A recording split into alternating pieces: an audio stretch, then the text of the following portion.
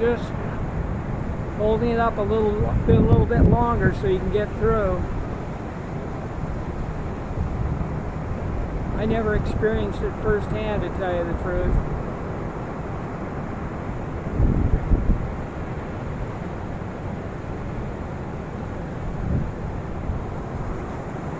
I do remember one, probably 1963, I was working at a Union gas station, and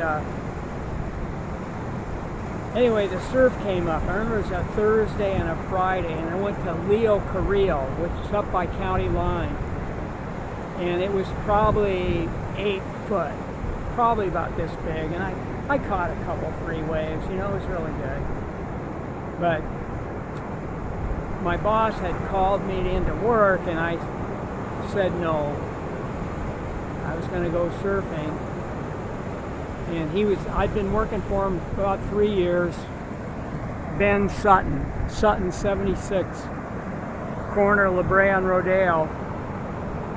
And I just want to give a shout out to Ben for giving me a chance in 1960. Take us to Rudy's at Christmas time, about this time of year. He'd take all of us out to dinner on Crenshaw, and he'd buy all the drinks. I don't know why I remember this, but I think he'd always order a whiskey sour. I wasn't why do things like that? And I think, what would he order? A New York steak or something. He always got the same thing. Anyway, those were good days. But I kind of let him down. You know, you get to be about 20, 21, and I'd been working for him a long time. I thought I just got kind of independent. Then the dam broke that year, and I was working at the Rodeo Bowl. I think I mentioned that. So I remember this friend of mine, I used to go surfing with him, terrific athlete, Jim Otto. Now we're all old men. But we got a job in the village green shoveling mud out of the fancy. Uh-oh, I'm in trouble now. Anyway, yeah, they're fancy condominiums. It used to be the clubhouse when I was living there. Beautiful clubhouse, and they converted it into condos, and we just happened to be the ones chosen to shovel mud out of those apartments. And I think we put in about 8 hours the first day. Both of us young, strong, vigorous. And we took so many wheelbarrows out of that apartment, and then the next morning, neither one of us could hardly get up. We were just incredibly sore. We weren't used to that kind of work. You can do it once. That's why you take your day in and day out labor, they'd have no problem. You know, they'd be used to it. They'd go a little slower maybe. But this is how you learn. Still learning.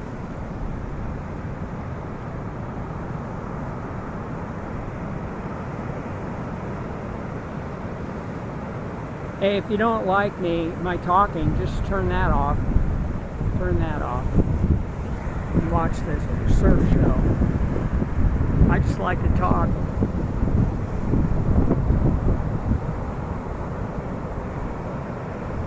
Have a lot of memories.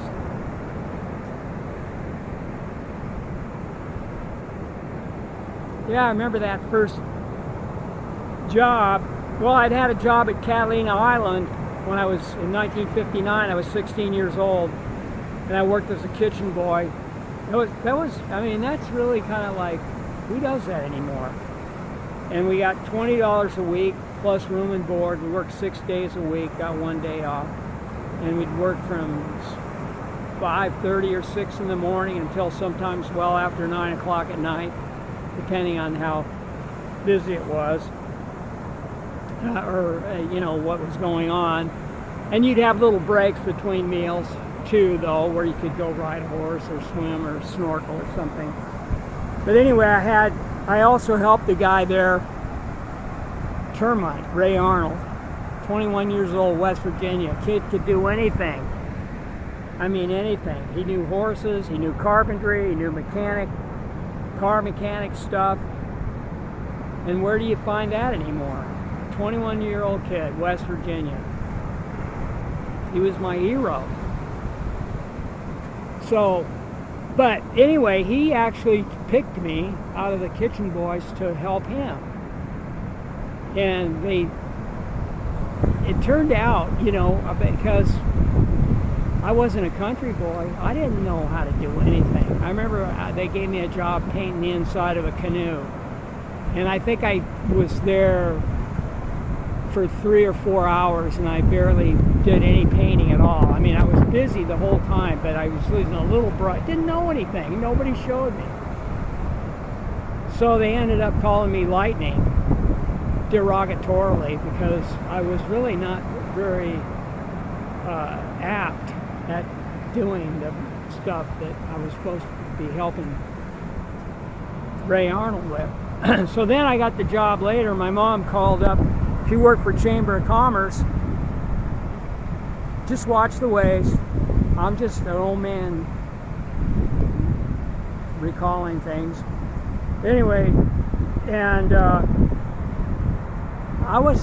they pushed me out of the nest. I didn't really want to go, but Mom was the big motivator too. She called up.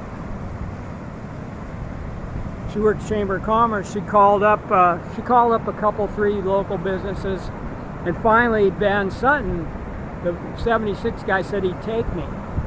So I went to work for him, and I was so scared. You know, I had this thought in my mind that I couldn't do anything. Failure, no confidence, and I was real nervous waiting on customers. And I just was disorganized. I couldn't get the routine down at all. I was all over the place, fumbling around. And after about, I think it was 2.5 weeks of me not every day. Let's say I worked 8 times. I was given 8 shifts before Ben, 8 or 10 maybe. Ben called me in.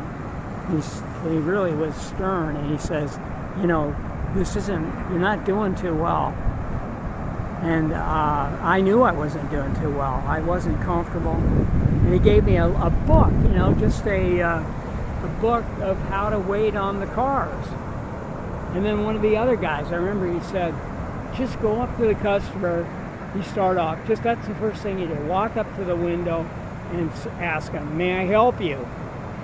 And then he said, and then they tell you what they want, and then you just go over there and start the gas into the car, and then you go around and open the hood and check the oil and the water. I mean, how hard is that?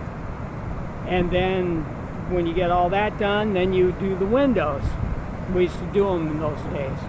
Oh, so many of us worked in gas stations. We didn't have a lot of Mexican labor here then. And so all us, we were doing, oh, did you see that? Well, anyway, I just remember while I was reading that book, just feeling like I was going to die. I felt so low at that moment in my life. It was an unbelievably bad moment. And then after a couple of weeks of getting better and better and better, I almost got cocky.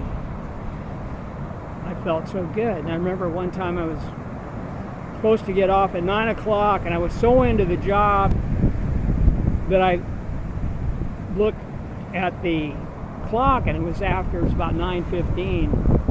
And one of the guys I was working with, Mike, gave me this real stern look, like, and I flipped him off, just with a big smile on my face. And then he smiled at me, and it's ridiculous. I started choking up thinking about what a kind of a triumphant moment it was that I was in the club. You know, I was doing my job and I was joking around. Okay, oh my God.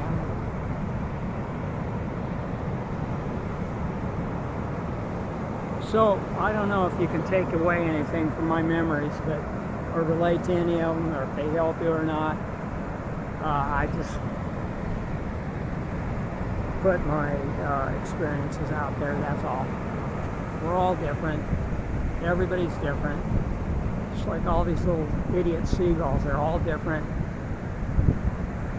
Aren't they funny? I can watch them a long time. Okay, get back to the surf, man. Here's a good one here. Okay.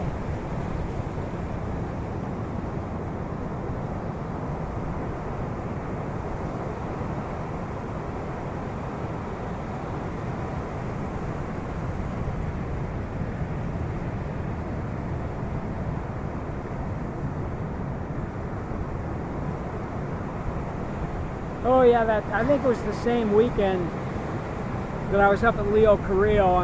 It's around then Malibu was big, and I was out surfing that day. And a big wave surfer of the day, you know, right up there with Dewey Weber was a guy named Greg Knoll. He was about 30. You know, he's about 10 years older than I was. And a big guy. And I remember it was kind of a thrill, you know, just to be surfing with one of the big name surfers. And he came out of the water, I still remember it, and he's kind of dangling his arms down. He said, "Oh, my arms feel like used rubbers." I just thought it was the coolest thing I ever heard. I think I saw Johnny Mathis down there too.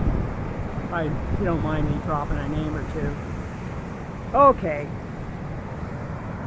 Maybe my phone battery will go dead and spare us all further humiliation.